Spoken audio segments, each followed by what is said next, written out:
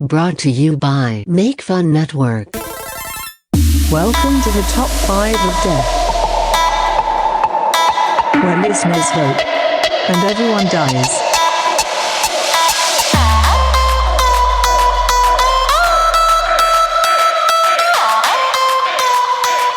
Listen and die. Hello, everyone, and welcome to this week's episode of the Top 5 of Death. My name is Will, filling in for Matt Bistany, who's busy setting up a wicked sick rippa for a one-year-old birdie, Valentine. I am here, as always, with co-host Charles. Co-host? How you doing, Charles? Woo! I'm doing good. Feeling pretty good. Ready to get into this holiday week. Nice. And also joining us, taking a reprieve from the world's greatest adventure, or Sam Haddix. Oh yeah, thanks for repping. Thanks for repping the shirt. If you can't see Will's repping of the shirt, that means you're not watching us on YouTube. So what are you doing? The show gets funnier and funnier the more you can look at our faces. You got that right, Tom. Also, I'm good. This is my last week in no, actually, I'll be in Florida throughout Thanksgiving and for next week's episode as well. But then heading back home to the cold, dark north. I get a notification on my phone. It's like the same time every day, and it's because there's like a cat that's been living somewhere at my house. I've been gone since July.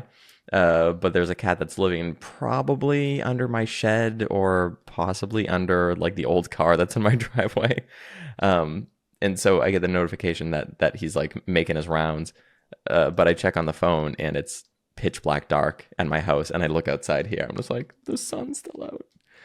So yeah, looking forward to getting back up north and never going outside again. Seems like you're going to need a battle plan to reclaim your property. You're just going to get met with a gang of cats as you open the door to your house with knives in hand. Yep. Tiny cat baseball bats. We're just going to start snapping. Charles, what's new with you this week? What's new with me this week? I've applied to a total of, I think this week was closing in on 20 jobs. So it makes me feel real good. And the old carpet bomb approach. So are these jobs all around the DC area, or are they remote, or both? They are remote, so I am trying to compete against everybody at this point for those positions. A lot of them are applying for like agencies that are either ad agencies or working for like YouTube channels, shit like that. There's a lot of those out there. So I'm just trying to get in on those, and then everybody I contact in the DC area is like, oh yeah, we don't have anything, but let's meet up for lunch. I'm like, great. So I'm going to be spending like the 2 weeks of December I have for free time just meeting people for lunches. Just be like, There's those assholes with a company card trying to justify their time. Yes. But it's basically walking up like, please, sir, do you have any work for me? I could work for anything. I'll do anything you like. Back in the good old days, you walk up to a job site, you look for the foreman, you shake his hand firmly, and you say, I want to come work. And he hands you a tool belt. It's exactly how it works for editing. I walk right onto the set of Law and Order in New York. Just like, I'm an editor, give me a job. And they're like, I like your moxie, kid. They hand you a MacBook Pro. Yeah. Here you go. You attach it to your belt. Get editing. Get to it, Tiger. So yeah, I've been doing that. Me and Jess went on like a little movie date last night. So we went and saw Wicked. Yes, let's talk about it. I did promise that I would not give any spoilers, but there's not much to spoil about Wicked. If you've seen The Wizard of Oz, you know the natural progression of where we're going in this movie. But I went into this movie, I had no ambition to see it. Jess wanted to see it, so I was like, okay, we'll go see this movie. We saw it at the AMC with their like Dolby Atmos setup, so they have like the speakers built in everywhere. I've never been to a theater like that. And now I want to go see movies again, now that I've had that experience. But yeah, no ambition, very low bar in this movie. And man, I came out of that theater just like, this was an incredible movie. I'm not a fan of Ariana Grande. And I was like, I thought I was going to hate mostly watching this movie. And actually it was just really good. Mainly because the actress who plays Elphaba, the Wicked Witch, is incredible. Mm-hmm. That woman owns the screen from the beginning of the movie to the very end. And it's like, damn, this, I had no top movie for this year. Like literally there's not much there to work off of. And now it's like, man, Nosferatu has a huge bar to clear for me now. That's how it feels leaving that movie. It's like, damn. Well, such a good movie. It was honestly, it was incredible. Like I gotta rate it like, A+, 10 out of 10. Like it's the only thing about that movie that if you don't know going in, it starts you off on a sour note. So as long as you know it going into it, you have the right expectations. It is Wicked Part 1. That too. They don't advertise that. They did not advertise it like that, but then it comes up on screen, it says Wicked, and then it says Part 1, and you're like, what? Because like again, it messes with your expectations. But as long as you know that they are breaking it up into 2 movies, I think then that's great. The problem that I've had with a lot of Disney movies recently, and is this actually by Disney or not? I don't think it is. I don't think it is. Universal. Universal, okay. Picture. That's right. It's isn't like a MGM. They did the original one. Mm-hmm. Okay, I think so. Yeah. Anywho, the reason the problem I have with a lot of movies that this definitely could have fallen into is like it's way too polished and like visually like looks great, but like the story is not awesome. I can think of like, I don't know, the last Indiana Jones movie is like that. It's like polished, perfection, and then the story is like fine. But because they had that budget and the production for this one, but it's based off of a existing play from the 90s, early 2000s, something like that, or 2004. Well, we actually had this conversation. It's also a book, and we don't know if the book came first and then the Broadway show, or the other way around. Yeah, that part was a little confusing to me too, because I think the book has a sequel, but not the play, and it's not by Frank L. Baum or whatever. Anyways, this had all that like incredible polished imagery, but with a fantastic plot, and then of course the music is just absolutely out of this world. It's rare that like a song will actually like give me physical goosebumps. Goosebumps. It's a throwback. But yeah, like the big closing number in this, like I actually like there were a couple high notes that the singers hit, and I was like, oh my god, I'm actually feeling chills. It was incredible. Yeah. Well, that's what makes the closing number in this, if you aren't familiar with the Broadway show, Defying Gravity's that's their big number. That's what made Idina Menzel who she is as a singer. So that's what they close this movie with. And yeah, I was like, that's the one thing I was like, I got to see if this actress can do this song to hit those notes, because Idina Menzel's range is incredibly high. If you don't know who she is, she's the voice of Elsa from Frozen. But yeah, she nailed it. And yeah, that's when I got chills most of the time too, because it is a powerful song.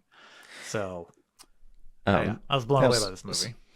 Sam, I know that in the group chat you had expressed some disagreement with them casting a black woman as the Wicked Witch of the East. Yeah, exactly. Do you think that her performance, overcame that for you, or you are a son of a bitch?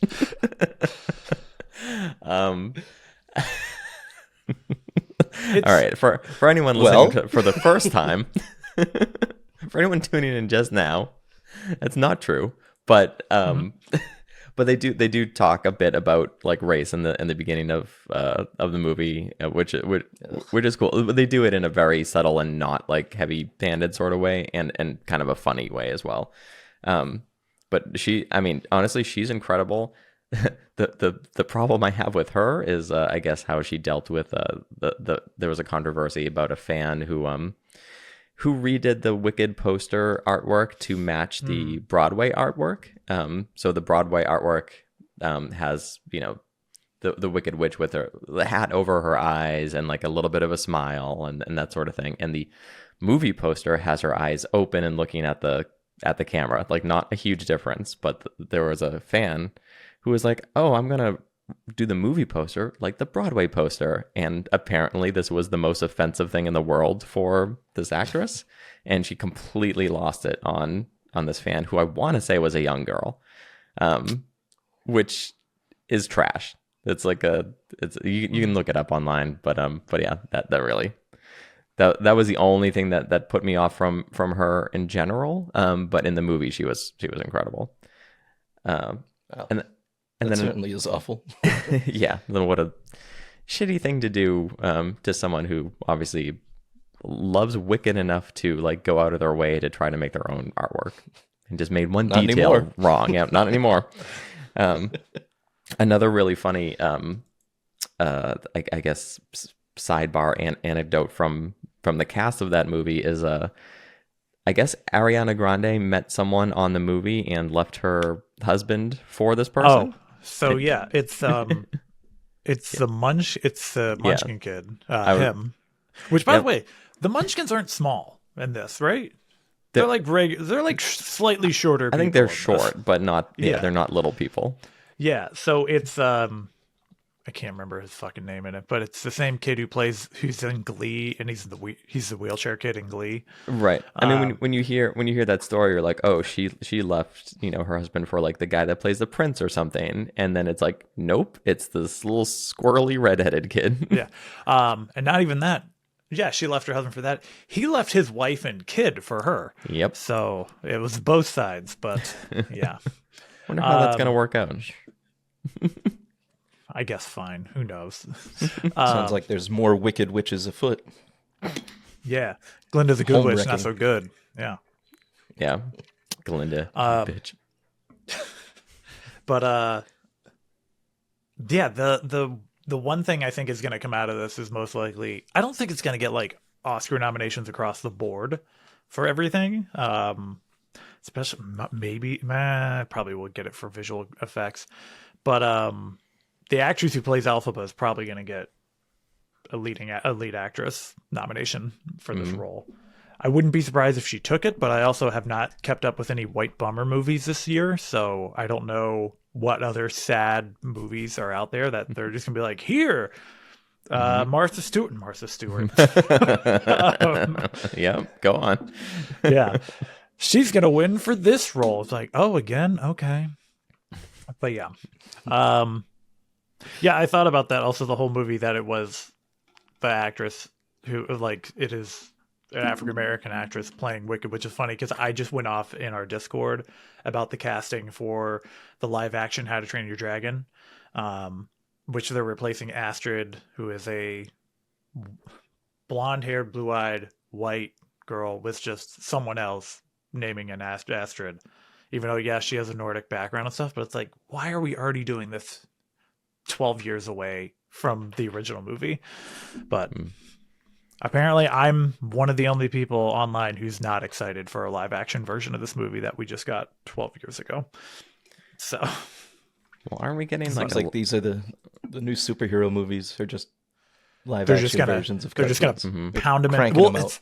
the weird thing is it's the same director from the animated version. So he was like, so did you run, and he's the writer, did you run out of ideas? So you're just like, I'm gonna do it again. Like, okay. I think the most offensive version of that, and it hasn't even come out yet, is they're doing a live action Moana, right? Yes. With The Rock and everything. The Rock. But like, The Rock's wearing a muscle suit, actually. Yeah, I saw that. It was odd. Yeah.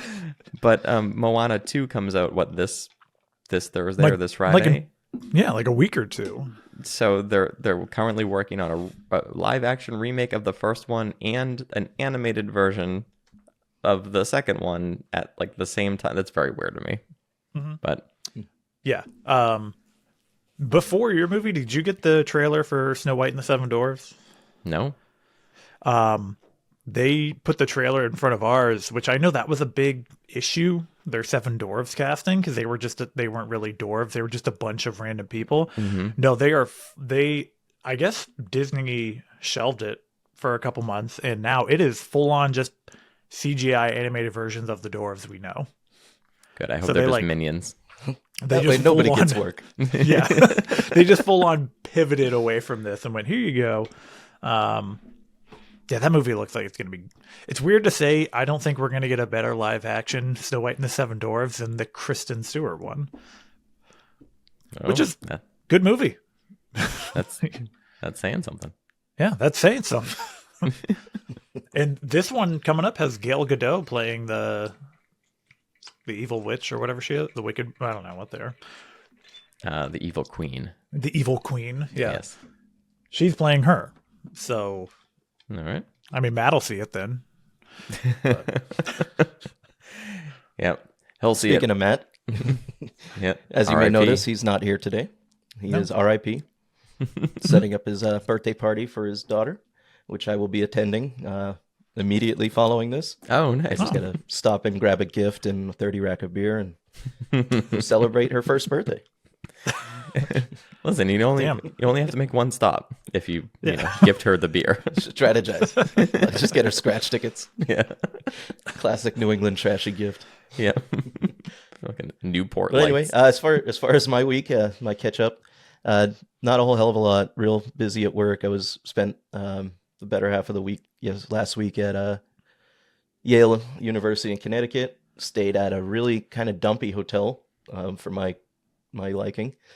It was a former motel that they then built out like the hallway for. So the front of my room had a curtain next to the door. And the curtain didn't really black out everything. So you could have just a sliver of light. They never And do. while you're walking down the hallway past other people's rooms, just in that little sliver, you can just kind of scan and see everything in their room. Oh. That sucks. It's a little rundown. That part of it was strange. One time even I left the room to get like ice or something. And when I came back, I scanned my card and the security latch was locked. Like the one you have to move over being inside the room.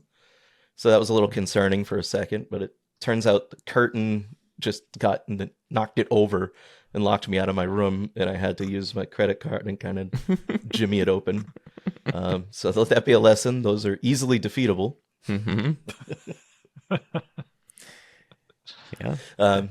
But other than that, I did have my 20-year high school reunion last night. That was a good time. The people that put it together did a pretty good job for what they had to work with. Obviously, there was no money in our student treasury or whatever. They probably spent it on drugs. Mm-hmm. But they put a nice little thing together. It was cool. Pretty good turnout of people. And then I did like a quick hot lap with the wife and scooted our way out of there. There you go. Nice. Because I didn't want to sit there and have well, what do you do? Well, I'll do this. What do you do? With 35 different people. Mm-hmm. Yeah. Oh my God. But all in all, it was a good time. You guys, have you had a reunion or you have one coming up? I have one in 2 years, but I remember when it was our 10 year and I had a bunch of friends text me like, oh yeah, come on down to this thing. I was like, I don't want to see anybody from my high school right now. They're like, oh, but you can come hang out with us. I was like, I know you. I can just hang out with you whenever. I'm not going to a 10-year reunion with a bunch of people I fucking hated most of my life. And I still hate, kind of. Will I go to the 20-year? Depends on if I have a job. So, but like, I would do the same thing you did. I would show up and be like, oh, hey, I was back. And we're going. Just like how I treated prom. Mm-hmm. You show up for like 30 minutes and then you leave. So, be the same thing. Yeah. Not looking forward to it, though. But I know they tried to, our 10-year, they tried to like book a cruise on the Potomac for us. And everyone was like, we don't have money for that. Our generation doesn't have well-paying jobs right now. So I can't wait for them to start discussing in Facebook, like the Facebook group, like, this is our 20-year reunion. We're going to do this. And everyone's going to be like, no, I'm not bringing my 4 kids here. So a cruise is extreme. The cruise is pretty extreme. It's like a river cruise, like not a cruise like we're gonna go to Disney. It was just up and down the Potomac. My class never organized a single reunion, which is kind of a bummer. because I have a Yeah. morbid fascination with who is dead from my Oh my class, God. and I don't know how to tell. Our the Facebook group for my class, we get those. Like, I usually get about one every other month. And I'm always like, wow, I can't, no one's died of like, they overdosed. It's just like, no, this person, one person, I shouldn't laugh, but one person died in a car crash and they didn't find them until 3 days later. And their Oh. car was just off the side of the road. I was like, oh, that was a lot of detail we didn't need. But yeah. That is probably the best purpose, now that you mention it, to go to a reunion, is you see all the like people died posts and you want to comment like, what exactly happened? Let me get the details. That's what a reunion's for. Oh, could you hear about Johnny Sinclair? Yeah, what happened? I heard. He was sodomizing himself in the shower and slipped. Those are the juicy details you don't get on Facebook. I remember I talked to my grandmother, recently. She's 90 now, and she was telling me about her 70th reunion that she went to, and there were like 3 people total there. Nice. Still, at that point, it's a competition. Yeah, exactly. Yeah, we're hoping Last man standing. Yeah, she's gonna be the Dick Van Dyke of her class. Did you guys ever see that Dick Van Dyke special? I think it aired like last year. It was just kind of a No. send-off for him while he was still cognizant and funny. Yeah. He is still cognizant. He's still kicking around. No, I know. But they did it at a great time because Yeah. he's very, very old. Oh yeah. Yeah. That man is a walking bag of bones. It's crazy. 99, I think. Yeah. And he's just about to make it to see if he hits 100. So Oh yeah, we're all rooting for you. we got 2025 predictions coming up. So just I saying. know. Oh, yeah. That's right. And on the political world report, they're starting to launch cruise missiles. War is escalating. We're all going to die in a couple years. Any comments on that? Where are we Moving launching? on. Well, and listen, in more important Muppet news. Oh yes, I heard the my favorite little movie thing is coming to a close. Yeah, the Muppet Vision 3D is closing down at Disney's Hollywood Studios, but they are rebranding the Rock and Roller Coaster as the Muppets Rock and Roller Coaster with the Electric Mayhem. Oh, sick. So, listen, if No longer Aerosmith no longer for Aerosmith, some reason. if I'm sure their licensing ran out or whatever, but yeah, listen, if you're gonna take away Muppets 3D and you're gonna replace the Muppets with something else with you're gonna Muppetize something else, it's going to be Rock and Roller Coaster. That's the absolute best answer. So we're very excited about that. And Oh, they're putting in Monsters Inc. themed land. Was finally, announced. I mean, I actually do say finally to that. They've been sitting on top of the like Monsters Inc. for how long have they had that IP? And they've done literally nothing with it. But they built Avatar World. yeah. It was right there, guys. Well, we're going to Hollywood Studios on the 30th to celebrate Kaylee's birthday, and they are doing they've had a like Mickey's Christmas party, like after hours sort of spectacular thing at Magic Kingdom for a number of years, but they're doing it at Hollywood Studios for the first time this year. So that should be a fun and new exciting thing to do at the parks, and that'd be a great way to celebrate Kaylee's birthday with Christmas Muppets. I like how you Disney people, and I don't mean this in a bad way. No, it's okay. You get so fucking pumped over the tiniest changes in the parks. It's like, we got to go back. They just changed all the trash cans from red to green. It's a whole new experience.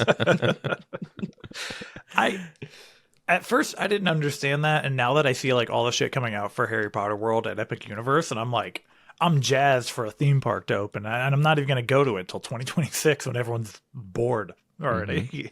So I'm like, yeah, I get it. Can't wait. One of us. Am I going to move to Florida? God, no. I don't want to live there. But I will visit when I can. The wife and I were thinking about doing a little vacation Christmas week, just the way it's set up. Take a couple days off, gets you like a week and a half's worth of time. And I was like, I'd really like to go to a theme park. Haven't been in a long time. And I'm like, oh, wait, not Christmas week. No fucking way. Listen, you can go Christmas Day. Yeah. Just hanging out with all the Jews and Muslims. And You know how many? Oh my god! I feel like if you were to go to Magic Kingdom on Christmas Day, the amount of like family portraits you'd have to navigate around of just all the moms just being like, "All right, everybody through. get together, get together." Just like, yes, plow right through those people. Yeah, listen, if you're gonna go during that week, see if you can find tickets to one of the after hours parties. And there's like about a third the amount of people that they allow in. There's almost no lines for anything. Free snacks, free special events, all that good shit. That was actually the last time I went to a park. It was one of those, and it rained all day beforehand, so it was just turnstile on and off the ride as much as you wanted. Hell yeah! It was a great time. Damn. Hell yeah! But anyway, Matt was the winner last week, but he is obviously not here because he didn't want to deliver his death. He changed his daughter's birthday. But I did want to take a second to give a shout out to longtime listener Dave Howard, who's expecting child. Congratulations, Dave. I believe he said he's going to name it Harley Jarvis, and it's going to come screaming out of his wife's womb on a motorcycle. Fuck you, Harley Jarvis. Oh, he was the anonymous. Yeah, I have not kept up with some of the channels. Wow. Well, congrats, Dave. Yeah, congrats, man. Can't wait to see that kid ripping it up on the hardwood on the streets. Congratulations. So in other news, we're here today with another top 5 list for all you fun butts out there. And this was my pick, and I decided to ride the wave of gross poopy fart jokes from last week into this week as well, with a little flair of Thanksgiving, a panache, if you would. So what we're doing this week is a draft for your Thanksgiving meal, but this meal needs to be constructed around the idea of making it the most farty Thanksgiving ever. Man, you heard that right. You get the whole family together and you want to gas that house up. This is the menu that we've created. Now, Sam, I know you talked a little bit before the show about the construction of your list and how you approached it. It's a little different than I think mine. So what did you do? Okay. So I had to base it around a couple of things. I had to base it around, I have recipes for all of my items. You can post them in the Discord. I can post them in the Discord. It also has to be like if I was hosting, and by the way, we are doing an appetizer, a specialty drink, a super salad, a main, and a dessert. Which is basically, what you would make at a Thanksgiving dinner. no sides. Fuck sides. This is what I would make. I would rather make like a proper dinner experience. I base mine around how I would actually be able to prepare these things and how I would cook for a large group. I had to make good decisions of things that I think sounded really good, and I had to base it around. And then I had to base it around containing as much gas as I humanly could, as to like potentially put my guests in the hospital by the end of the night. And I had to also base it around my experience of Charles. I learned this about you as well from when I helped you out at your race. People that are really into fitness eat a lot of really fucking weird shit. Depends on what we're doing, but yes. Depends on what you're doing, yes. Yeah. And I do as well, especially when I'm trying to gain weight. And from that experience, I'm like, oh, when I eat to gain weight and I eat these particular things, there's some stuff that happens that I'm not quite proud of. So that was the criteria for my list. Did you guys have a different approach to yours? I was very open that I threw my list together right before this, and since it's a draft, I have a lot of flexibility, but I have a general idea of what I'm doing with my list. So I don't have recipes for mine. I'm not a recipe person. So, well, how about you? And well, my approach was just maximum firepower. I didn't care about theming. I didn't care about plating. We do what we can with the plating, but You know, we're just looking to get the fire department called for excessive methane. Yeah. I thought about that. I joked about that method. I was just gonna draft a whole Mexican restaurant and just go that way. But I'm trying to stay within topic here. But real quick round. Do either of y'all have a do you either of y'all have a specific dish you're good at for Thanksgiving? Like that you specifically are the person to prepare it? I'm usually in charge of the mashed potatoes, and that's not really a difficult thing. But you need somebody who's going to be reckless with cream and butter. And so, Yes. You can't just. I've put someone in charge of mashed potatoes, and they were dry mashed potatoes, and I was like, no, you can't have that dry bullshit. Yep. Yeah, no. That and we do make like this kind of pineapple kielbasa, something or other. That's really good. That's kind of our go-to. And then usually I'll do just some simple like brown sugar carrots.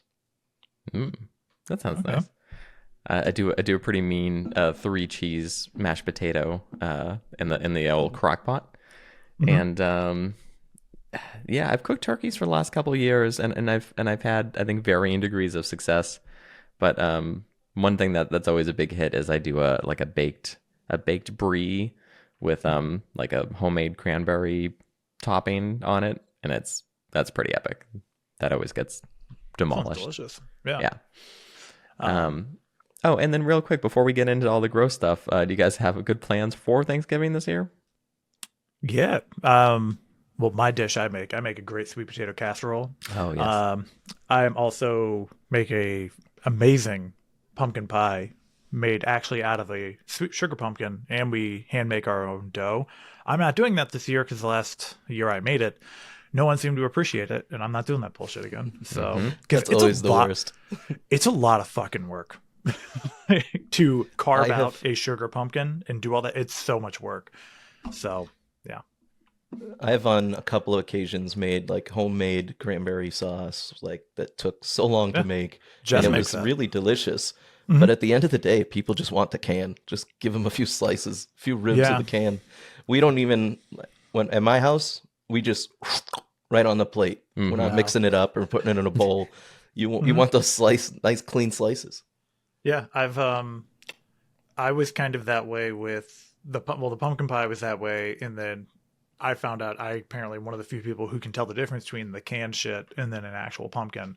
It's a big taste difference once you know it, but that and my sweet potato casserole, I make it with crushed pecans, bacon, and then I layer that in between the marshmallows.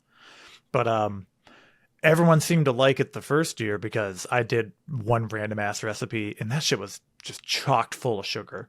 And so each year I've been slowly rolling it back, like pulling more and more brown sugar out of it and just tricking people into thinking like you don't need it. So, but yeah, that's what I'm doing this year. Plans this year, I'm heading up to my dad's, my dad / my sister's, since they live next to each other. Going up there. So we're driving up Tuesday. And then me and Jess are taking our dog Nala for her first 5K. So we're doing a turkey trot. Wow. So I'm sure she's getting used to people, but that's going to be a fun experience. She's not going to know what to do with that many people around because she's still slightly nervous of people. So that'll be So be somebody nice holding out a cup of water, the dog just might jump and tear their arm off. That or she's going to end up running away and tripping one of us. So it's one of the two. Oh, there's no way she's not going to trip at least one of you. Yeah, it's going to happen. Yep. So, yeah. I can't wait, Sam, for the spin-off of you and Kaylee's show of all the dogs you failed that you were like, no, this dog's unadoptable. Oh my God. The bloopers. The bloopers, yeah. Just us being like, not this one. Jesus.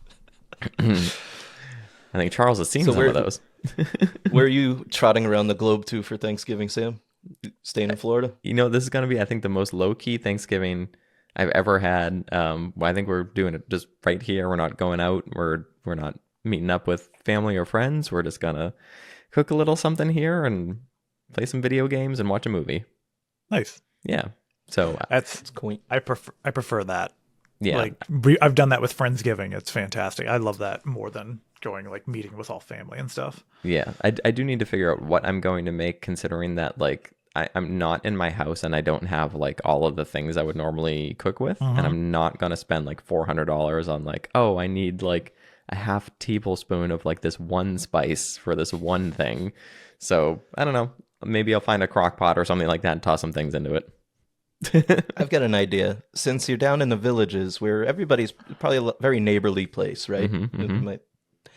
Why don't you see if you can build the whole meal by borrowing from your neighbors? Excuse me. Do you a have an cup of extra sugar? turkey? And don't hold back. Be demanding. Yeah, I could probably do that. Honestly, it is actually very cute down here. They have a lot of like Thanksgiving, like neighborhood gatherings and like Friendsgivings, and like restaurants do that as well, because they realize that there's like probably a lot of people down here that don't have any family, or don't have any family left. But it's very sweet to see that. But I will not be inviting any of those people over. Damn. Personally. Yeah, I'm heading over to my dad's house right down the street from me. Just the family, as well as my sister's kids will be there. So a tight knit, close immediate family gathering. It should be very nice. My father's going to be making an appearance, and he's been laid up in rehab most of the year, so it'd be good to bring him home. That's At great. least for the day. Yeah. And yeah, should be a nice, entertaining day. Get to sit back, watch football. The Lions might win for once. That'll be surprising. The old I was like, aren't Cincinnati they- Lions. Yeah, Aren't they- well, I can tell by the silence. You guys don't understand the Detroit say, aren't Lions they- play every Thanksgiving. But Yeah, they lose they traditionally. usually lose. Aren't they good this year again? They're very good this year. So Okay. Did they lose another last shout year? out to Howard. Not sure. Yeah, I don't watch football. I guarantee you Thursday will be the only time I've watched football this season. I don't watch it. I just don't care to. So Listen, it's But, no Survivor Series. No. All right. Yeah, So oh shit, the let's get- what do Survivor you- Series is happening next week. it's on Saturday. Sick. No. What do you say we get into this one, huh, fellas? Let's do it. This is some high quality content coming your way. I have a random draft order generator ready. Okay. No one's gonna draft anything on my list. But please. Yeah. I'm not sure it's going to be necessary, but we'll go with You it. never know. Hey, you pitched the draft. That's what I'm saying. So, here we go. Wow. This is what I found. Ooh, let's see. What is his And- other tabs? What are my other tabs? Healthy Christmas sweet potato, my Google Docs list, and Backdoor Sluts apparent- 9. 9. apparently I'm going first, and then Sam, and then Will will have the snake. All right. Okay. So yeah, that's First app. my first app. Sam, it's funny you mentioned this. That you make this. My first appetizer is a cranberry baked brie. Oh, hell yeah. We're starting out with cheese. Mm-hmm. So yeah, that's Solid. it's a very easy. If we're drafting for farts, I'm gonna lean into the cheese early. So All right. yeah, cranberry baked brie. Anytime someone's had baked brie, I don't think it's been done successfully that I can think of. I probably would not be physically making this. I'd try and get someone else to do it, so I couldn't be blamed if it goes wrong. Mm-hmm. So yeah, and then the cranberry I is have just to because admit- it's tasty. I've never had this, but it looks delicious. Oh my god, yeah. What do you typically serve with it? Like a bread or crackers? I would say, yeah, those two things really. I don't know what else you're gonna scoop out baked brie with, unless you want to get like tortilla scoops, Doritos? Doritos, Cool Ranch Doritos and cranberry brie. What a combo! The correct answer is the what are they called? Firehouse crackers. You guys have those? Ever have those crackers? Firehouse crackers from Firehouse Subs. I don't know. Or fire hook? Fire hook crackers? Yeah, fire hook. They're good high quality dipping cracker. But yeah, if you ever want to actually do a baked brie, you got to get a sheet of frozen puff pastry, and then fucking you let it thaw out. Trim the skin off the brie, wrap the pastry around the brie, and then you bake it like that, and then you add your fun toppings, and that's fucking where it's at. Yeah. I was gonna say also, if you're gonna pick out a cracker, my brain's not working well today. Sam Trader will fit Joe's. the bill. Yeah. What are you trying to say? Trader Joe's has a pumpkin cranberry crisp cracker. You could just dip that shit right in baked brie. Oh. Yeah. Brie is also one of those cheeses that I find absolutely disgusting when it's not cooked. But then when it's cooked, it's the most incredible thing in the world, and I'll eat a whole fucking block of it. Yeah. Block of any kind of cheese is always nice, huh? Yeah. Just gnawing on it. Get that real harsh like gorgonzola though. Like I love gorgonzola cheese, but sometimes straight up like a chunk of gorgonzola is going to be hard on the stomach. That's why my appetizer's just chunks of gorgonzola for everybody to eat. Very nice. Sam? All right, listen, my appetizer is not exciting, but I need to work practically because I'll be preparing a meal for a lot of people. And I need to have something that is just out on the table, is edible, won't go bad, and I can have prepared before people get here. And it's just going to be a bowl of cashews and dried fruit. Oh. Simple but elegant solution. Yeah. Now listen, I can plate it well, and I can make it appear more fancy than it is. If people just want to sit around a table and snack, they've got cashews, they've got dried mangoes, they've got dried apricots, dried pears, dried apples, anything you can dry out, dried bananas. But really, the centerpiece is cashews. Let me tell you a couple things about cashews real quick. Okay. I was wondering what you're getting at here. Strap in. Okay. According to the internet, cashews are a good source of dietary fiber. While fiber is beneficial for digestion, consuming it in large amounts can lead to gas production, especially if your body is not accustomed to high fiber foods. They also contained oligosaccharides, a type of carbohydrate that some people have difficulty digesting. These carbohydrates can ferment in the gut, leading to gas production as a byproduct. And to top it off, I found a Reddit post that I just want to read real quick. Do you guys belong to the Today I Fucked Up subreddit? Probably. Will says yes. Yeah. I think you definitely should. And this is from user Nutty Orange. Posted 11 years ago. I had to leave the house early today, so I grabbed a big bucket full of cashews and chowed them down for breakfast. During lunch hour, I felt some pressure in my stomach, which I attributed to being hungry, but I suddenly let out a giant fart that sounded like a wet towel slapping butt cheeks. I started taking a few steps, and then the stench started piercing my nose. The smell was something I've never experienced before. It was a bit like shit, but not really. I was honestly more surprised and intrigued from the smell than I was revolted, so I ended up bolting home to clean myself. I got to the bathroom, took off my pants to find my entire legs were covered with an orange, oily substance. It goes on like this, but aside from shitting orange oil, this is also my experience with cashews. It produces like, if you eat a whole bunch of them, it produces this fart smell that, like, at first you're disgusted, and then you're kind of impressed, and then you're disgusted again. I've never had this experience with cashews, and I eat assorted nuts a good amount of the time. So I've never had. They're assorted. Yeah, but still, I will get like a bag of like certain different ones, and yeah, I've never had this issue with cashews. For all the fun butts out there, listen, if you're looking just for an exciting evening at home, just get a bag of cashews and just chow it down, and report back to us. Let me know how it goes. But yes, to complement the cashews, I think the dried fruit will just add just a bit of sweetness in there to break it up.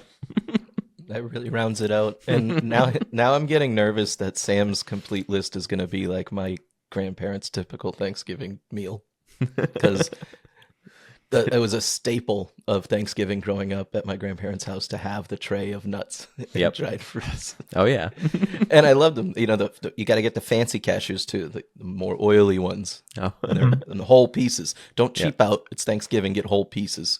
Spend the $25 or whatever it costs. Hell yeah. They are expensive as shit, I will say that.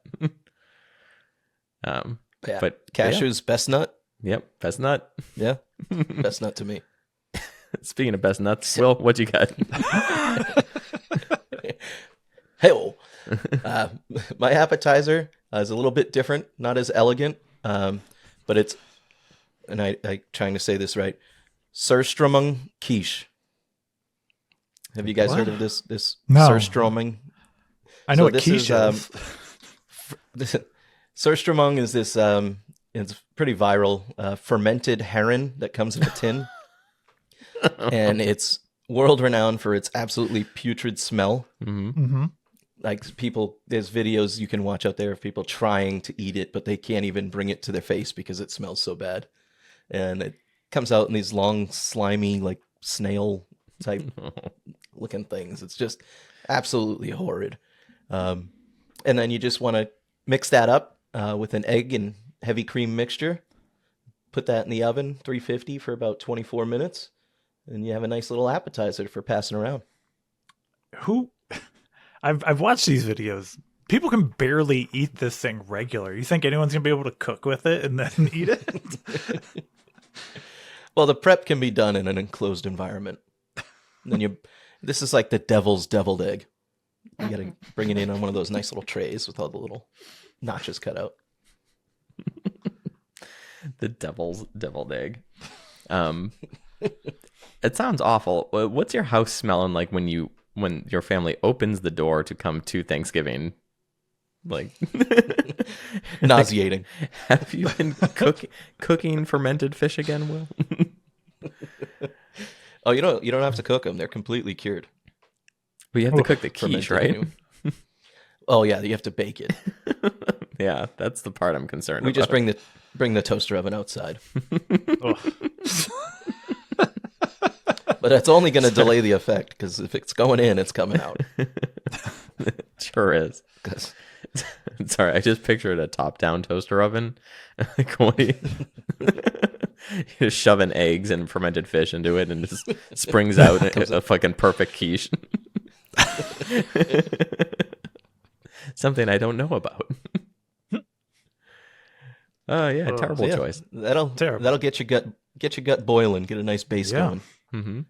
I believe it. So since we're snaking it, I guess this would be my pick next again. Please. Yeah. All right. Sticking with being gross, my beverage of choice, a signature beverage for the day. You're gonna need a soda stream for this one. You guys have one of those on hand? No. Nope. I've never owned one. Yeah. So basically, it lets you carbonate any liquid. Mm-hmm. So you got to have one of these on hand if you're going to be making my signature carbonated gravy mimosas. What? That's why you have to have the soda stream, because the champagne can't overpower the thickness of the gravy. So you have to carbonate the gravy so that it maintains that texture that you all want when you're drinking a flute of gravy mimosas. What type of gravy are we talking about? Out of the can. From the turkey? Right out of the can. Okay. Out of the can. I was going to say, is this turkey gravy? Is this brown powdered brown gravy? Yeah. It's the one that's not identified. It's the Campbell's brown gravy, which doesn't indicate anything. Then I'm going to color. love this. That is my preferred gravy. I love a nice packet gravy that is made in 10 seconds. Mm-hmm. On a quick side note, me and my cousin used to do like stupid jackass videos in the backyard, and one of them was the gravy chug challenge. I couldn't do it. I don't really like gravy to begin with. I took one sip and gagged, and my cousin Ian who was nearly banned from the Discord last week. Yeah. He was able to chug an entire can of gravy. It was a pretty good moment. What a crowning achievement. It's on his LinkedIn profile. I was gonna say, it's in his skills part. We got to go endorse that skill. Yeah, that's my signature beverage for a lovely farty Thanksgiving. That is that's a choice. Is it served in like a flute? Like what do you serve it in? Hot and a flute. Ooh, a hot.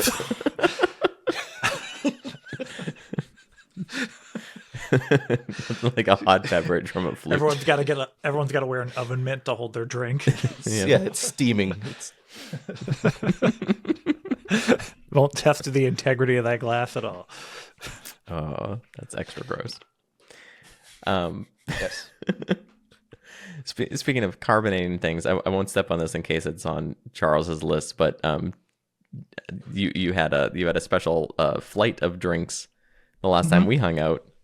I don't know if anything like that will make an appearance, but no, it's not. It's not okay. I didn't even think about that. Yeah, we went to the Coca-Cola like building or whatever in Disney Springs, and they have like you can like taste Cokes of the world, and they give you like 20, it was like 20 different drinks or something or more. I think it was like 18 of them. Yeah.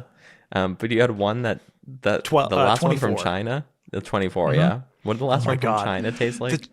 It was a plum drink of something. So it's Cokes around the world, but it's not like different. It's not like this is vanilla Coke from Germany and this is that. It's literally like the specific brands that Coke owns that's from different countries. Like this is a flavor of Fanta that's only from here, and a flavor of Sprite that's only from here. We had one. It was from China. It was a plum something, but it smelled like barbecue sauce and it tasted like barbecue sauce. And not in like a bad way, but not in like a way that you don't want to drink barbecue sauce straight up.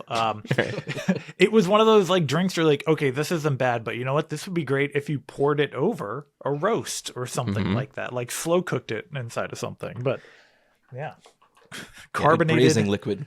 Yeah, it was one of those. It was a carbonated barbecue sauce, basically. Yeah, as soon as you said carbonated gravy, I was like, oh, I know who would like this. The great people of China. Tasty. Another reason to get a soda stream. Make your own carbonated barbecue sauce. Finally. All right, my drink. My drink is it's a mocktail. Okay. We don't drink over here, and as such, I force it upon the rest of my family. But for them, I'll be making a cashew lime mocktail. What is cashew lime? I'm listening. So here's the recipe. Very easy to make. It's 1 cup of cashew fruit juice, 1/4 cup of cashew milk, 2 tablespoons cashew butter, tablespoon of sugar, tablespoon of fresh lemon juice, 1/2 cup of fresh cilantro leaves, a 1/4 teaspoon of pure peppermint extract, two fresh cilantros and a sprig of fresh mint for the topping, and of course a lemon peel.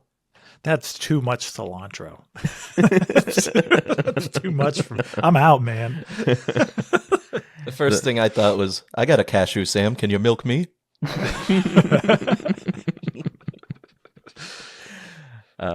Yeah, it's going to be a very nutty drink. It's going to be a very nutty and soapy drink, is what it's going to be. Yeah, for those of you with the allergy that makes cilantro taste like soap, you can go fuck yourselves, because this is the drink you're getting. Disability.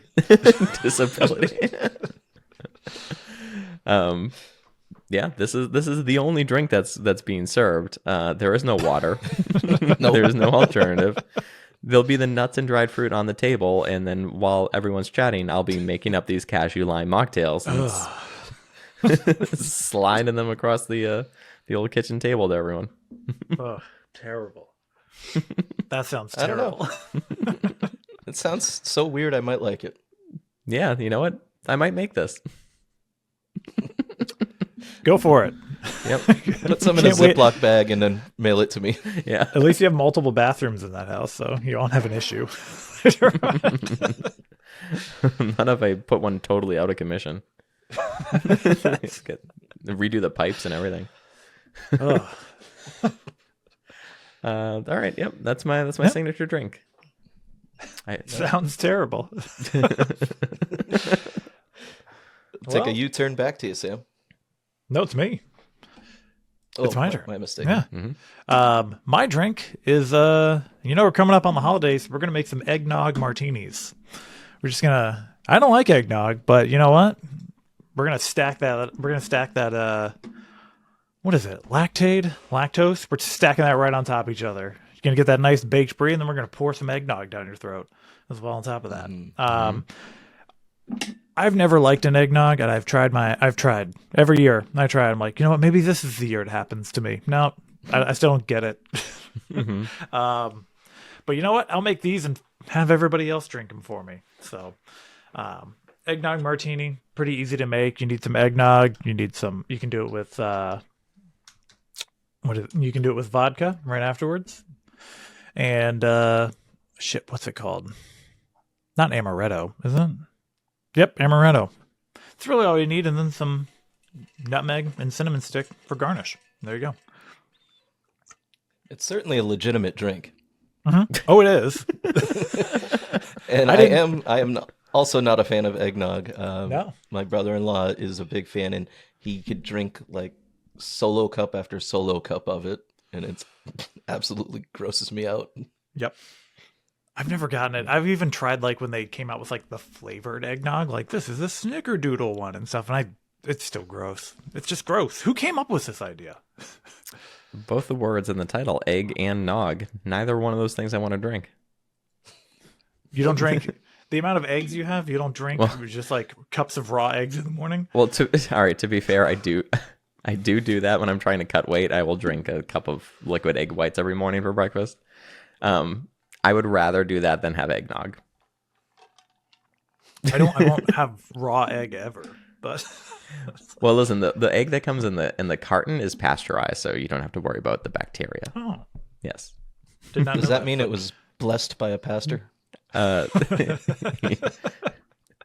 of like kosher. Is that the same thing? Yeah, that's exactly what that is.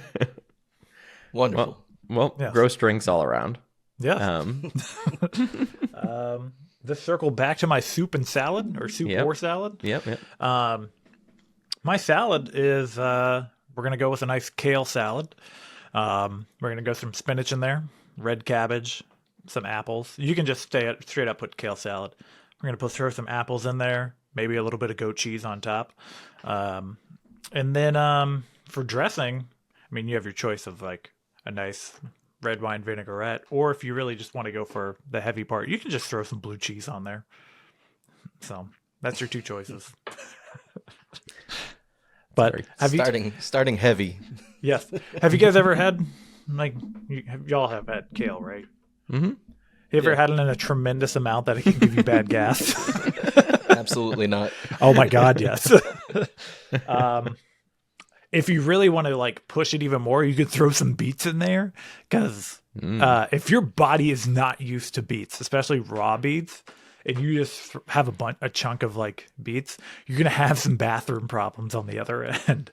You're gonna be terrified the next morning. Yes, and I don't mean like, yes, it is gonna be red, but also it can give you immediate diarrhea, like if your body's not used to having beets. So we can throw some of that in there as well. But yeah, the nice kale, spinach, and red cabbage on top of that, yeah, you're gonna have some farts, and it's gonna start happening immediately. So now, am I right? Am I right to say that you get gas from consuming air as well as the food, like eating lots of something and sure, you're just sucking down air? I'm not a doctor, but sure. Well, you can trust my opinion. You're some sort of chemist. You can trust my opinion on that. That's fine. Yeah, if you drink a bunch of soda and refuse to burp, it's got to come out somewhere. Mm-hmm. Straight refuse to burp. Just out the back. You're like Vince McMahon refusing to sneeze. What? Oh yeah, that's a little quirk of his, right? Yeah. He gets He super does- embarrassed if he sneezed in front of people. Yeah, and he Really? won't let other people sneeze in front of him. What? It always comes back to Vince McMahon somehow. I've Can never you heard imagine of being this. one of his his aides or whatever, and you're in gorilla close quarters? You have like 2 seconds to get out of that room and not piss off your boss for sneezing. How do you not sneeze in front of someone? That's Yeah, That's it's a sign impossible. it's a sign of weakness. You should be able to hold it in like a man. Anywho, my salad is a cashew crunch salad with sesame dressing. Listen, you got the appetizers on the table. It's all set. It's all set when people get there. All you have to do is start making these drinks because this salad is also already made. You get the salad in one bowl, you get the salad dressing in another bowl, and you're ready for people to, kind of finish up their drinks, get ready for their salad, and you just fucking slide it across the table. You don't want to be missing out on your Thanksgiving because you're too busy cooking too many different things that all require different timing. So the recipe for this cashew crunch salad, listen, we got a head of cabbage, we got two chopped up carrots, we got some more cilantro, a green onion, 2 cups of cooked edamame, 2 cups of roasted cashews, 2 cups of crunchy chow mein noodles, that extra crunch. We're not going to add any sort of protein to it because it is just our appetizer salad. And for that dressing, you're going to mix some olive oil, some white vinegar, a little sesame oil, and some sugar, and maybe a little bit of salt.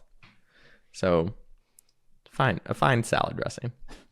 More cashew. Yeah, I think you're gonna want some earplugs while you're eating this. Sounds loud as fuck. It is called the cashew crunch, and then the crunch with an exclamation point salad. TM. TM. Oh, did you get this off of Pinch of Yum? Love that site.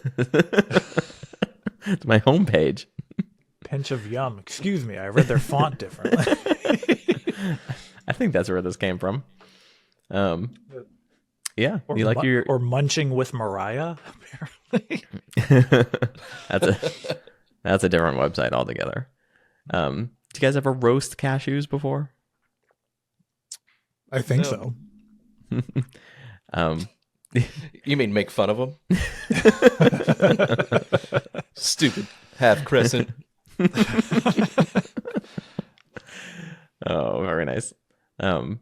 Yeah, I think that is the most burny thing that I can think of. I've roasted cashews a couple times, and it's like a little bit of olive oil and salt, and then you just put them in the oven. But they will immediately smoke, you know what I mean, and set off every fucking fire alarm in the house. So if you're into roasted cashews for this particular salad, which I think you should be making this Thanksgiving, just keep a close eye on it. Make sure they don't burn. That would be the last thing you would want. For sure. It's lovely. All right. Bunch of delicious items so far. My asshole is already leaking. Well, what are you cooking up? So I'm going to go a little traditional here for a soup. And we're going to have some kwasnica. You guys familiar with this Polish Oh, traditional yeah. soup? Mm-hmm. Yep. It's a very eclectic menu you have. Yeah. Yes. We're trying to hit all the bases. So this one, traditionally you don't get a lot of red meat at your Thanksgiving dinner. So here in this soup, you're starting off with a pound of just uncooked ribs that you're going to boil into the broth. You're adding in a pound of smoked ribs as well, half pound of bacon, pound of sauerkraut. That'll really get things moving. And some potatoes, onions, garlic. I mean, it's delicious. And, a lot of people like to throw cabbage in there as well. Gives you a little something to grab onto all those nice gaseous molecules and disperse them over a time. Does this You don't get want to hit it cooked? all at once. It does get cooked. Okay. You boil it in a crock pot, large stock pot, whatever you got on hand. But this is designed to give you that slow build to a grand finale. We're not trying to just blow our load all at once in the 7th inning, So we're racing towards the finish line. We're trying to build something together as a family. Because that's what it's all about when you're together with family. That's beautifully said. That's a lot of different ribs. And A lot of are they beef ribs? Are they pork ribs? Both? so the raw ribs are going to be pork, and the smoked ribs are going to be beef, All right. as is tradition that I made up. In accordance with the prophecy. I don't know if I've ever had a soup with more than one meat in it.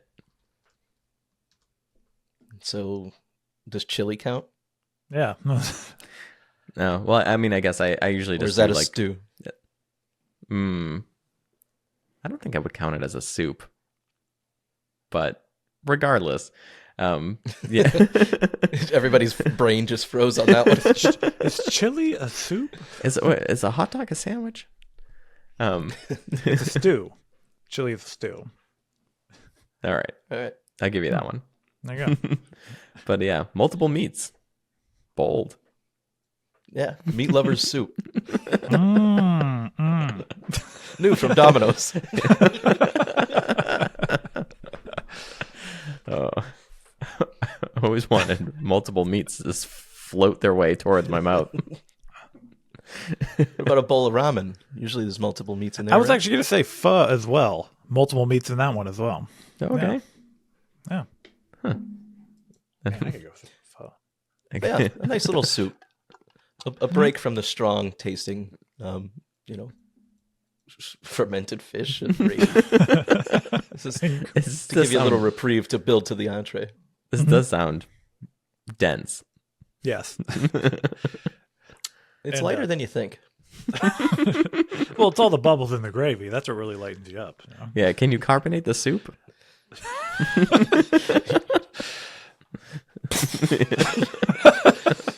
Goddamn right we will this year. I think that's that would really elevate the dish, I think. Yes. But again, you have to make sure that you're not losing gas through your throat. So if you feel something coming, just have your partner squeeze your neck. Hold that shit in. Oh, beautiful. All right. right. Well, I'm very curious to see what you have for your main. What's your main? So I went a little traditional with the main. So all that you're going to need is to go to the store or your local farm, wherever you may get your turkeys. You bring your turkey home, you thaw it out however you need to. I think it's an hour per pound. Is that right? Something like Yep. that. Yeah. Sure. So once you get it all thawed out, you're ready to prep it. You gotta get it brined too. So you brine the whole thing overnight in a large pot with salt water. Then you take the turkey out, you put it in your roasting pan. You pull out the neck and the bag of gizzards. You set those aside, and then you throw the rest of the turkey away because we're cooking the neck and the gizzards here. Mm-hmm. Now you're gonna want to cut up 4 pounds of onions, 5 cloves of garlic, and get those just simmering in the pot with a little olive oil. And then you dump the neck in there. You just score it a little bit so that the juices can all accumulate inside the neck vessel. The bag of gizzards, just leave it in the bag. It's fine. The bag is oven safe. Sure. And it adds a little, PLA or PVC taste. Really, really nice on the holidays. And yeah, you roast that on the bed of onions and garlic, and it's wonderful. You have to tent it for the last 30 minutes to keep that crust. Then after letting it rest for a good 40 minutes, dig in, gobble down those necks. Yeah. Do you have any tips And for how I to don't- plate this dish? You just same as you roast it. Big scoop of onions, maybe 2 scoops, depending on how hungry you are, and then you just take a little slice off the neck, and dump out some of the giblets out of the bag onto the top of that, and you get a nice little gravy. It just makes itself in the bag. You don't even have to make a roux. And I don't know if you know this, that turkey necks, you know how turkeys can swallow like a whole salmon or a duck in one bite? What? It's because their neck stretches, so it has these really elastic tendons, and those are great for moving food through your own gut system. I want to see a turkey eat a whole duck. Yeah, I'm pretty sure that's which is, I believe, where turduckens come from.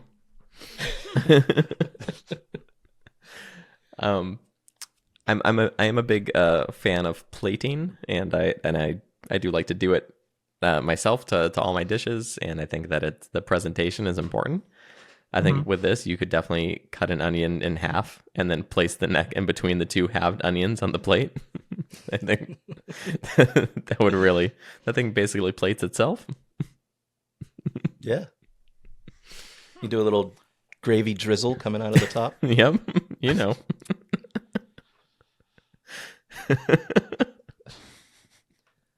But now we're cooking, Yeah. This is going to fill you up without getting, too much heft in your gut. But you will be very distended in your stomach by this point.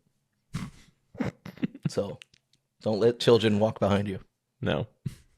You don't want them to knock over and hit their head on the counter. Now, do you think if your family shows up and this is their meal, all of these bits of it, how long do they be polite for? How long do they remain polite and humor you before they say something? Less than 30 seconds. Okay. As soon as the baked fermented fish hits them. Yeah. Yeah. Right then and there, I'd be thrown out the front door like Jazzy Jeff. Yeah. Fantastic. Yeah, that's my entree. All right. That's a beautiful entree. Yeah. So again, I'm a big fan of getting my food prepped and ready so that I can just be serving and enjoying the meal myself. So we are using the crock pot for this Thanksgiving, and we are making a crock pot creamy cashew chicken. Wow. Yeah. Yep. Yeah. And for this, yeah, you're gonna take a pound of chicken breasts and 2 small potatoes, sliced red bell pepper, and half cup of cashews. You know what? Make it 2 cups of cashews. Half of a sweet onion, 2 cloves of garlic, an inch of ginger peels, 2 tablespoons of red Thai curry paste, 2 teaspoons of chili powder, a teaspoon of cumin, half teaspoon of cinnamon, 1/4 teaspoon of cayenne pepper, and then salt and pepper to taste, some fresh lemon juice, and 2 cups of cashew milk. And of course, toss in a handful of fresh cilantro, and you're basically just going to toss that all in the crock pot for 4 to 5 hours on high. I'm sorry, 4 to 5 hours on low. We don't want to ruin this dish. Oh boy, that could have been a disaster. Yeah. But if you're in a rush, you can do 3 to 4 hours on high. You just want to serve that over some rice, and if you want to, if it's too thick, you can always add some more cashew milk to it. Oh, good. And you just want to top it off with a little cilantro for garnish, and then you can serve it with some nice some naan bread on the side for a little Like dipping. a good naan. Yeah. Yeah. Garlic? And, Are you going to go with the garlic naan on top of it? ooh, you know what? I like just a plain naan. Oh, well. I'm not too. I'm just trying adventurous. to give your farts some extra pep, Trying to zhuzh it up. Yeah, just add some flavor to these farts. I'm really interested in a pure fart, like a very pure cashew fart. Cashew fart. Man, can't wait to see what you pull off for dessert. It's coming. It's coming. I don't know. You know what? Now I'm gonna come up with a cashew dessert right on the fly and see if I can steal it. But in all seriousness, like if you don't have a family that's like totally obsessed with like I need like a turkey on Thanksgiving, fucking make something in the crock pot. Enjoy your day. And add some cashews to it. All right, Charles, your main meal. My main meal. So you've had your cranberry baked brie right in there. You throw some eggnog martinis in there. You got some kale and cabbage and stuff cooking in your stomach. Now you're just gonna put some pure protein on top of it. My main dish is a beef Wellington. Oh, nice. A lot of heft. I will be honest, I've never had a beef Wellington. I don't feel like I've had that type of. I don't know if this is a fancy dinner meal or not, but I've never encountered a beef Wellington in the wild. I can tell you this is one of the dishes on my wedding menu. is a beef Wellington. So that's going to be one of the options, hopefully. We don't have it fully confirmed, but I feel like that beef Wellington gets some nice, what is it? We're talking about it earlier. What the fuck is it? The puff pastry? No. Yeah, we're going to stuff the Wellington with some sturgeon. Get some nice puff pastry around there. Have you got a nice slice of beef Wellington, and then probably put some, shitty brown gravy on top of it. Just have that nice heft right in the middle of your food to just really stamp down all the things you just had. So I'm gonna have to go ahead and interrupt you. You don't want to confuse puff pastry with phyllo dough. Sure. I don't know. I hate it when that happens all the time. I go to Wegmans looking to get puff pastry, and I end up buying phyllo dough all the time. It just happens to me every single time. Yeah, I think puff pastry will make this a little bit more of a dessert than you want it to be. Phyllo dough. But phyllo dough is going to give it that beautiful flaky crust that beef Wellington deserves. That fancy hot pocket that it is.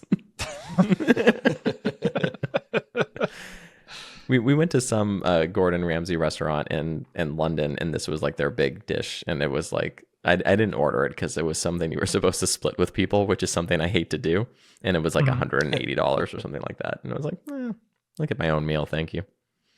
Apparently, this thing says puff pastry over phyllo dough. Really? Yes. Wow. Sam's out here trying to ruin beef Wellington. Apparently. I don't know, man. I'm just reading what the grill mama says. Then why you added granulated sugar to it? But yeah, just going with that. I don't have a recipe for you. Google that shit. I don't know of one. But you know what? If you are skilled enough to make a beef Wellington and you end up making one, join our Discord and post that shit because I want to see it. Hell yeah. I'm looking at you. Who's our meat guys in the food and cooking? Dave Wellington. Dave Wellington. Yeah, we got Dave Wellington. Yeah. Dave Chris Howard and Sirloin. Ryan Brown. Yep. Ryan Brown's the other one who's always posting up barbecue pictures. Yeah. If you guys can get a beef Wellington, I'm going to be impressed. You could also tell your... if we ever... Oh, please go ahead. Sorry, if we were ever having a meetup with everybody, the fans and all, we're going to pay them to cater it. Yes. Yeah. They tease us every week with this amazing looking steaks. And you can also tell your family that you're making beef Wellington and serve hot pockets still in their sleeves. Yeah, there are many beef Wellingtons. Yeah. They're classy. Yeah. Just make sure they're hot on the ends and frozen in the middle.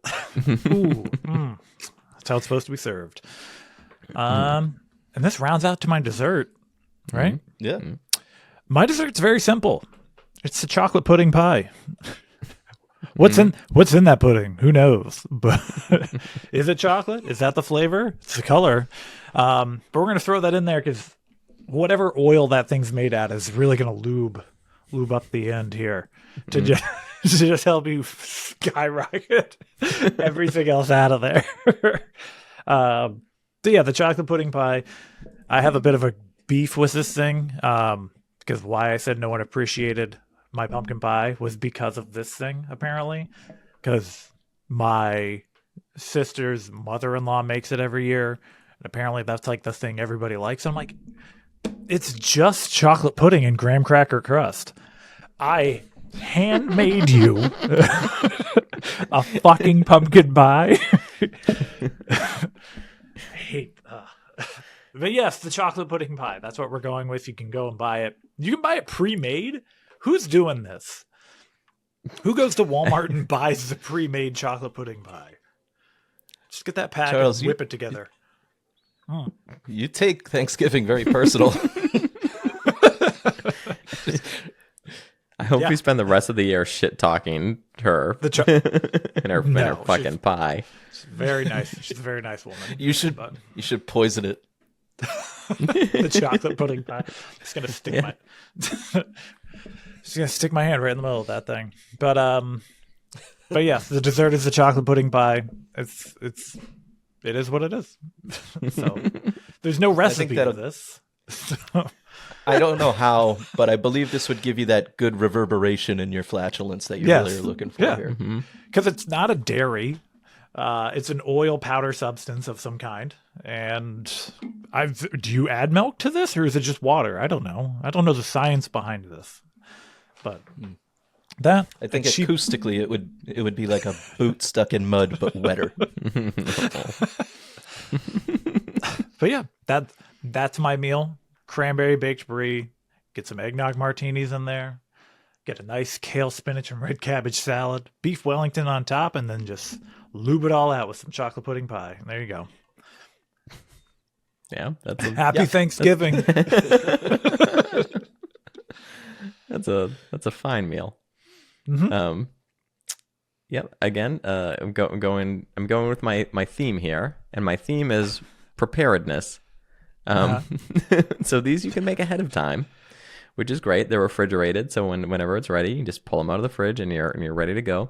And that's my 5 ingredient, so easy to make, chocolate covered cashew bars.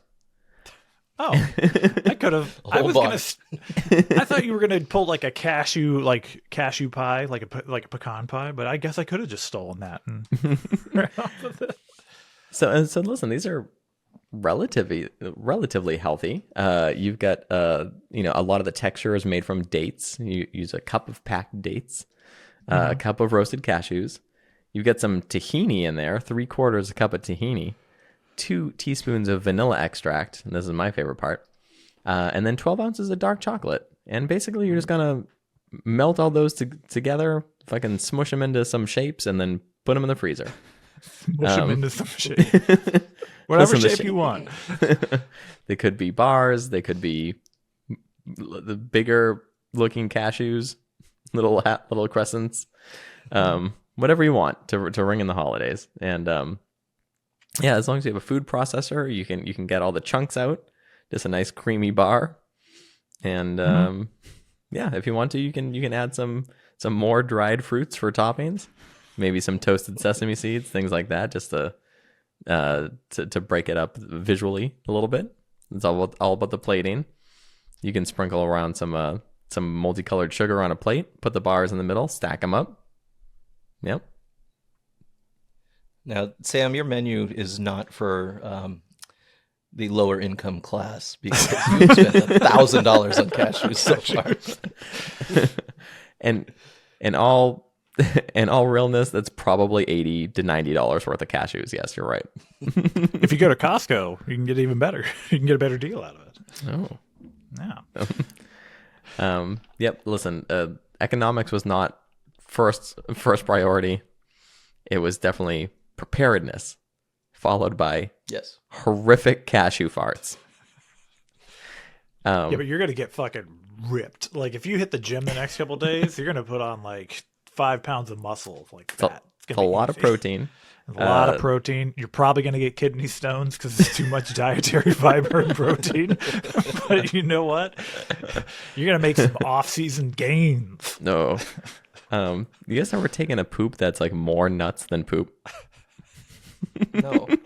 I have a story not about myself. This is probably just a U2 thing. I'll let you go. No. So I used to buy like the jars of cashews from Wegmans, before the US dollar was ridiculous when you could buy a jar for $5. I had a jar of it, went to a race, came back. I just had it as like my driving like snack type thing. Left it in my bag, in my race bag on the floor with my dog in the apartment. Oh no. Went up the street to Starbucks and came back. My Lexi, my previous dog, a 20-pound Corgi German Shepherd mix, ate half a jar of cashews, which luckily it was cashews, which is not going to kill them.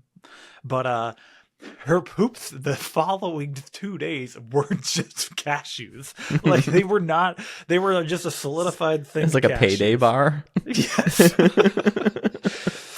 It's the only time she's ever at my old apartment, which was all carpet flooring. It's the only time she ever pooped inside. And I was like, I don't blame you for this. It was just straight up a cashew bar after cashew bar for 2 days. Charles, isn't that like a delicacy though? Yeah, you know what? I They probably make those could've- fancy coffee beans that have to be shit out by an animal that you drink, right? Yeah, I'm not it's making true. this up. Nope. I should have put them in a strainer, rinsed them, and then baked them. Is really what I should have done. Roasted turd cashews. Don't let that go to waste. Roasted dog turd cashew bars. Hey, yeah. You know what? You convince enough healthy people that that's like enough people that that's a healthy thing, and they'll do it. Mm-hmm. Yeah. You're not wrong. I'll be right back. Fantastic. Yep. Are those the lists? No, I got my dessert to. Oh, thank God. Okay. We needed just a little So- bit more. Yep, I've built a good base here so far, and now we need to start the evacuation process. And the best way I think to do that is no better than a full-fat dairy ice cream mixed with 4 shots of espresso. Oh, Ooh, that sounds great. It is absolutely delicious, and you want to use real espresso, from like an Italian coffee house, something like that. And just that dairy in the coffee effect, whatever that is, it's like an on switch for most people. And then you can all gather around the TV to watch football and just blow farts into that couch all afternoon. You want to see dark rings when everybody gets up. Oh. The couch is all hot. It's just emanating green cartoon stink lines. oh man. So Yeah. farts. We're back, everybody. Yeah, we're back, baby. Phenomenal. This is what you asked for specifically. We see your reviews. You asked for this. The American people voted. I got to talk to you guys offline about the accommodations for next week. See what hotels you guys are staying at in the city. Oh yeah. As usual, we are, asked to come back and do commentary on the Macy's Thanksgiving Day Parade. In between what the main channels commentate on, oh, here's the Pikachu balloon. Oh, look, there goes Smokey the Bear. We got to, there's other floats that happen. So we've been called in and, we got to go make our travel arrangements. So, yeah. So if you want to hear about the dark underbelly of the Macy's Thanksgiving Day Parade, tune into youtube.com/top5ofdeath. it does. Yeah. Yeah. If you said it better myself. Yeah. If you haven't joined the Discord, join the Discord, top5ofdeath.com. Follow us on TikTok or Instagram. top5ofdeath.com, always the number 5, youtube.com /at top5ofdeath. I don't understand why YouTube, you have to put the at on your backslash. That doesn't make any damn sense. But so, yeah. Take it up with Follow Mr. Google. Oh, Mr. Google. Benjamin Google. First, I'll ask him for a job. Secondly, then I'll complain. But we do have some fun butt lists, believe it or not. All right.